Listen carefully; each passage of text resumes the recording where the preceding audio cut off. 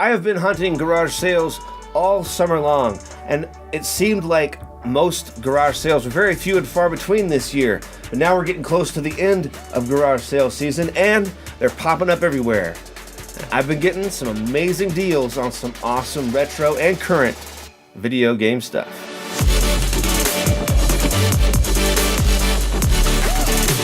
What's up, everybody? So happy that you could join me today, and let me show you some of the pickups that I have made.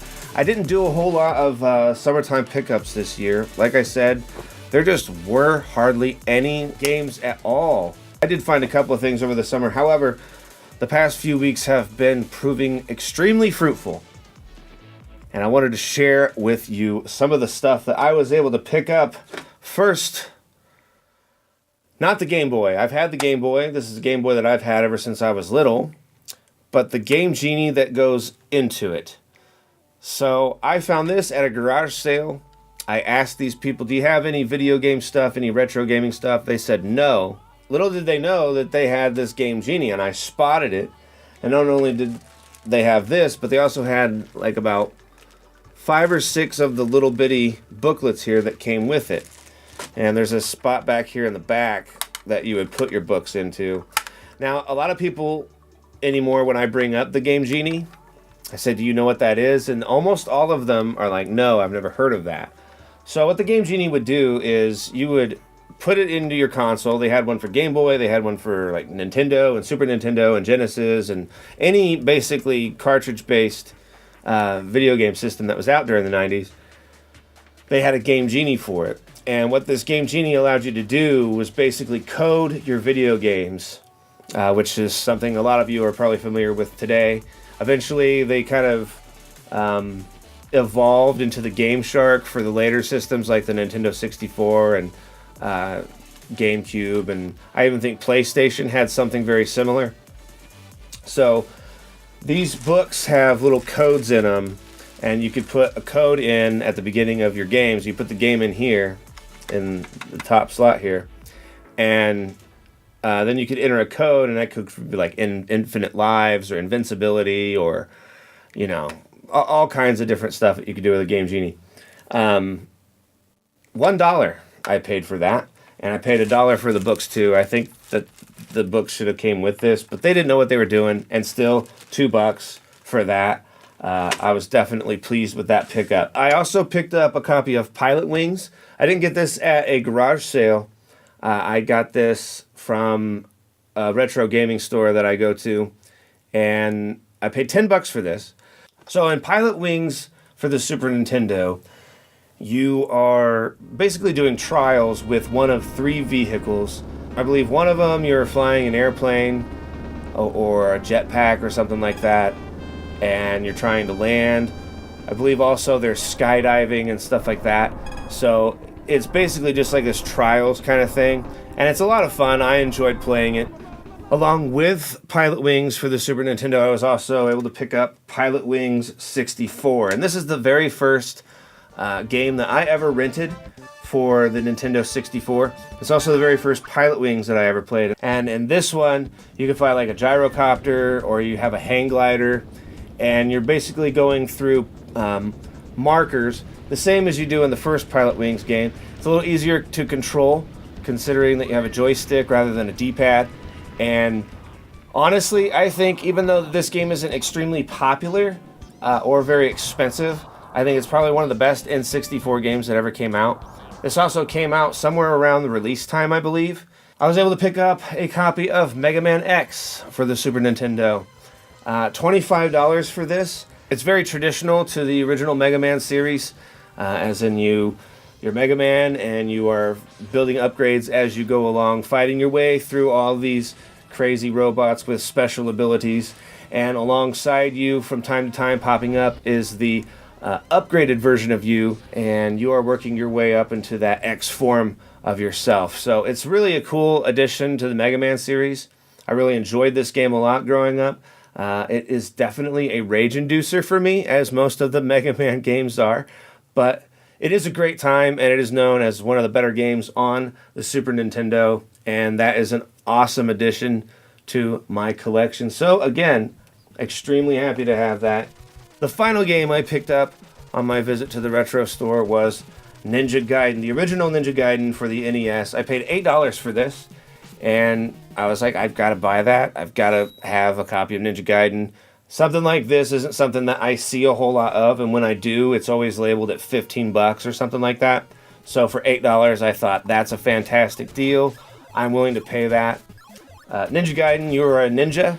For those of you who have never played this game, if you haven't, my gosh, get it together, because this is one of the best ninja games, and that's what the 80s and 90s, or especially early 90s, were all about. Ninjas, man.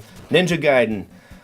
Extremely hard. Known as one of the most hard series of games ever. The first 3 Ninja Gaidens will definitely have you ripping out your hair, shouting at the TV, and possibly even throwing your controller as you slash your way through hordes of enemies. Even though you already killed that enemy once, and you just step back for a bit and he auto-regened, that's what happens in this game. It is a rage-inducing game if there ever was one. But I love it, and I have to have it in my collection. Now, as far as something that I actually found, I found my old copies of Simon's Quest and Trojan. We all know what Simon's Quest is. Everyone seems to think that this game is absolutely terrible. It is the worst Castlevania game ever. No one loves it. It's extremely dirty, as you can see, and that's because these were found in a barn. Apparently, I put them out there some time ago and forgot all about them. So finding these again is awesome, because they are mine from when I was a kid. I do have to clean these up a bit, so please excuse the mess. Trojan is a game where you are in the future. It's a post-apocalyptic future, and you are a master of martial arts as well as a sword and shield.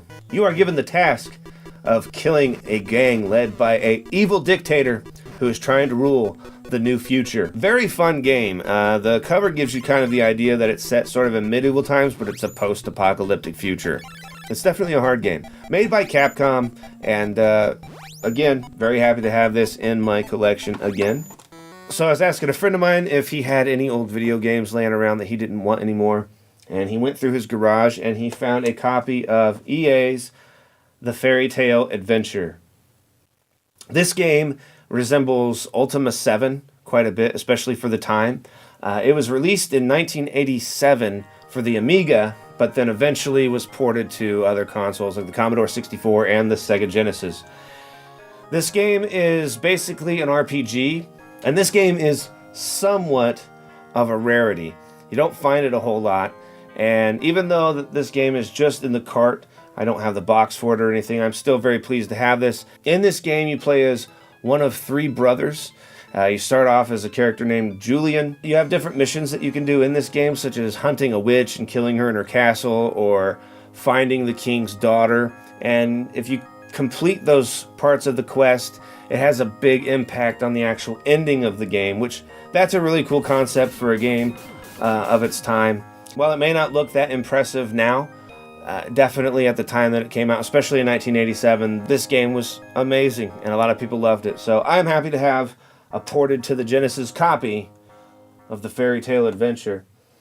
That same friend, realized while I was there, oh, you're interested in video games, period, not just old games. And it's like, well, yeah, I mean, depends on what you have, obviously, but yeah, I'm interested. And he had a copy of Liberty City Stories for the Xbox 360. I actually never played this, but I do like Grand Theft Auto. I love the series, and I have every game in the series so far except for this game and Vice City Stories. So I was extremely happy to pick that up from him. Along with that, he had a copy of the Game of the Year edition for Left 4 Dead. It isn't a very old game, or in fact a hard to find game at all, but I didn't have it in my collection of physical media, so I was happy to pick that up as well. And I also got a copy of Call of Duty Legacy, which is a collection, a 2-game collection of Call of Duty Finest Hour and Big Red 1. Both games complete, and was also very extremely pleased to get this in the collection as well. I never played either of these Call of Duty games, and they're the much older games, and a lot of people swear by the Call of Duty games that were on the PlayStation 2 and the GameCube and stuff like that. So, again, very happy to have this as a show item. Let's get into some of the more cool stuff that I found. I got a lot of stuff to show you in this video. I was able to pick up something that I have never owned or played before, if you could believe it. I never, ever, ever got a chance to play the original Atari.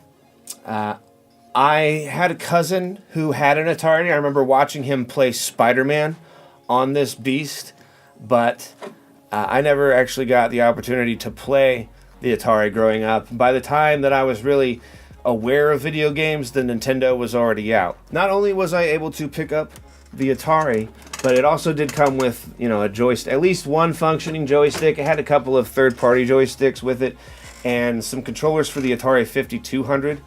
But I was also able to pick up, from the same guy, a Sega Master System. The Sega Master System is the American version of the Sega Mark III. And this game can play both cartridges as well as cards, credit card sized games that fit into this slot right here. This machine was released in North America in 1987-86 era. So this was basically their attempt at the video game market, which at that point in time I believe was being headed and led by Nintendo, who was slowly pulling us out of the video game crash of 1983. This also came with 2 controllers and the phaser gun. It didn't come with the 3D glasses. Apparently there's a 3D glasses attachment. I'm kind of interested to see how that would work on an old 8-bit system like this. What else did I get in that lot? Well, I showed you the Atari. Berserk for the Atari. Now what's so special about this? This is an unopened copy of Berserk for the Atari. Is that worth something? I don't believe it's worth that much. I could be wrong, and if I'm wrong, let me know. There is some damage to the top of it. But an interesting thing, I always wondered why you never found boxes to Atari games. You almost always just find the cartridges. And the reason why is because these were not meant to be kept. And they're meant to just be opened, ripped up, and thrown away and discarded. Luckily, that didn't happen with this Defender box either. Now, obviously, this box is in pretty horrid shape, but considering that, the box was meant to be ripped open and thrown away, it's in fairly decent shape. I know that the top's been completely ripped out, but hey, I've got the box to Defender. I actually have a copy of Defender. That's what this is here. In this lot, there were 19 playable games. And then there's this copy of Popeye, which that doesn't go in a regular Atari. I'm going to say this is probably for the 5200 or the 5600, whatever. It's not for the 2600, I can tell you that. Some of the more exciting games to show you. Everyone hates Atari's Pac-Man. This is a terrible version of Pac-Man. But your Atari collection is not complete without the terrible version of Pac-Man. It's definitely something that you need to have. A copy of Donkey Kong Jr. also came with this bundle of games. And I can't leave out E.T. for the Atari 2600. This game has a bad reputation, apparently terrible, so bad that it caused the crash of the video game industry back in 1983. So take that how you will. I own one of the worst games ever made, and I'm alright with that. It also came with Frogger, and then I picked up, at that retro gaming store today, I picked up a copy of Q*bert for $2. So this is the beginning of my Atari collection. Not only did I get all those games, but it also came with this entertainment system kind of thing. You set the Atari on top of this. There's like little grooves in here for it. So it's meant to sit on top, and you're basically a space confining thing, or space saver, if you will. It is very bulky, and there is a terrible crack on this side. But I got all of that, plus a Sega Genesis. Looks like it stepped right out of a time machine, a time warp. This was taken care of. The guy that owned all this stuff said he had it in his great-grandmother's attic, and he was going through and getting rid of all the stuff because he just didn't care to have it anymore. And awesome. There was also a copy of Double Dragon for the Game Gear, which that's badass. I saw that he had this, and I was like, well, cool, I hope to God that when I go there that he's got it in the box with it, because he's got it all on the same ad. And he did have it in there, because I was going to ask him, like, hey, where's that copy of Double Dragon? that was definitely something that I wanted. But one thing that I didn't know that was coming with it was this, which is like, what? That's a blank cartridge. It's actually Echo the Tides of Time, which I never owned, this Echo the Dolphin game. I owned the first one, and this is in terrible, terrible shape. So I'm gonna have to replace the label on this, and I might make a video on how to restore a Sega Genesis cart. I did do that with a Nintendo cart, so I could probably do the same thing with this, and that'd be a lot of fun. But I never owned this game. I did enjoy the first Echo the Dolphin. In Echo the Dolphin, you are a dolphin named Echo, and you are separated from your family, and you're trying to get back to them. And I don't know much about Tides of Time. I imagine it could be a very similar story, but I'm very, very excited to own this because I always did want a copy of this growing up, but I just never actually could find it. I think by the time I knew about it, it had been discontinued, and there weren't things like Craigslist and Facebook Marketplace back then. So being able to find this now, much later in life, was a cool bonus in that whole package deal. So I got the Atari, I got the Sega Master System, and all of those Atari games, as well as Double Dragon and Echo the Dolphin, Tides of Time. I paid $50 for all of that. So that's an awesome deal. So in my last video game haul video, I said that I was going to be going to visit somebody who had a big haul for me. They were moving out, and they were just going through their house and finding a lot of old stuff. I don't know what else this lady found. She didn't find very much when she did finally contact me. She said there was probably more stuff and that she would get a hold of me again. She happened to have the large Model 1 version of the Sega CD. She did have the plugs for it, which was awesome. She said, make me an offer, and I was like, $10. And she was like, you know what, let's do it. I'm just trying to get it and get it out of here, so whatever. I got it home, I plugged it in, and I pushed reset, which when you push reset on this, that is the open tray command for the Sega CD. And when it opened, inside was a copy of Sonic CD that had been sitting in there since who knows how long, and it was in immaculate condition. So extremely, extremely happy with that. And that about does it for my awesome pickups as of late. I think it's better if I just do a lot of pickups at once and then make one video out of those multiple pickups rather than just do a video every time I pick something up. It's a lot more fun to sit here like this and kind of give you a little background and show you some clips of the game, as well as talk about a little bit of the history of the items that I'm picking up. So if you enjoyed this version of Gaming Haul Pickups, let me know by leaving me a like and give me a comment down below. I love hearing from everybody. If you're new, go ahead and click subscribe and make sure to hit that little bell icon so that way you will be notified whenever I put out a new video. New videos every day. I do all kinds of different videos, anything from custom cosmetic case mod tutorials for your gaming console, new and old, as well as video game pickups, game playthroughs, and history of videos. If you would like to, you can donate to my Patreon, and even just as little as $1 will help me providing you with quality content every single month. If everybody who is subscribed to me just gave me $1 a month, I would be able to do custom cosmetic case mods to consoles and give those away to lucky winners every single month. I would also be able to do a new tutorial every single month, as well as give you special content not featured here on the YouTube channel. If you would like to donate to my Patreon, you can find the link in the description below. It is not necessary, however, it would just help out the channel quite a bit. You can find me on Facebook and Twitter, where I will tweet awesome giveaways, as well as keep you updated on all of the cool projects that I'm doing. Thank you all so much for watching, and I will see you in the next video. Oh, I can't get enough, get enough.